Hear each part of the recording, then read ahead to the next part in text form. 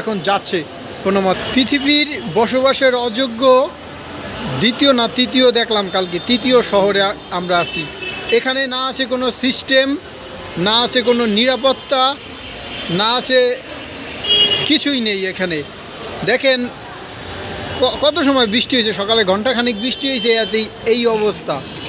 তো বন্ধুরা, সাপোজ মনে করেন কোনো একটা বিপদে নিম্নচাপের কারণে সারাদিন মনে করেন একটানা বৃষ্টি হইলো, কী হইব কন্ত? মনে হয় একদম এই দেখেন মেট্রো রেলের উপর পানি উঠে যাবে। তো বন্ধুরা, আপনাদেরকে দেখাচ্ছি কি সুন্দর অবস্থা, দেখছেন? এখান দিয়ে স্পিড বোট চলার মতো পানি উঠে গেছে। এই যে এই সাইডটা দেখছেন, এই সাইডটা কিন্তু অনেক গভীর। ওই সাইডটা হচ্ছে উঁচা সাইড, তো উঁচা সাইডটা দিয়ে গাড়িগুলো এখন যাচ্ছে কোনো মতে। তো বন্ধুরা, এই যদি হয় রাজধানীর অবস্থা, চিন্তা করেন। আশেপাশের অনেক গ্রাম তো আপনারা দেখছেন তলা গেছে, যেমন চট্টগ্রাম, খাগড়াছড়ি, বান্দরবান, ওই সব জায়গা দিয়ে তো একদম মানুষ মানে গ্রামকে গ্রাম তলায় গেছে। দেখেন কী অবস্থা, বলেন এর সমাধান কি? এই যে লক্ষ লক্ষ 28 লক্ষ 30 লক্ষ কোটি টাকা যে দেশ থেকে পাচার হয়ে যায়, এই টাকাগুলি কি দেশে খাটানোর মতো কোনো অপরচুনিটি নাই? মানে কোনো অ্যাকশন নাই এগুলো অ্যাকশন নেওয়ার মতো?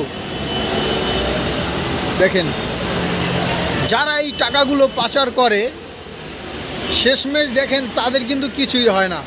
যারা পাচার করে তারা কিন্তু আবার বিদেশি পাচার নিজেরাই চলে যায়, গিয়ে বিলাসী জীবনযাপন করে। মাঝখান দিয়ে কিছু সাধারণ মানুষ মারা যায়, সমস্যা হয়ে পড়ে সাধারণ মানুষই। তো বন্ধুরা বলেন, এর থেকে জাতির মুক্তি কিভাবে পাবে?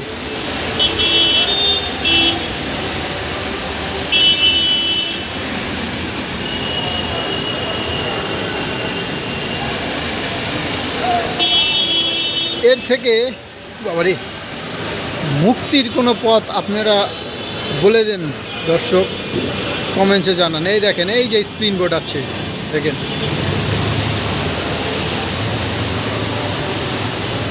দেখতে থাকেন দর্শক রাজধানী মিরপুরের অবস্থা।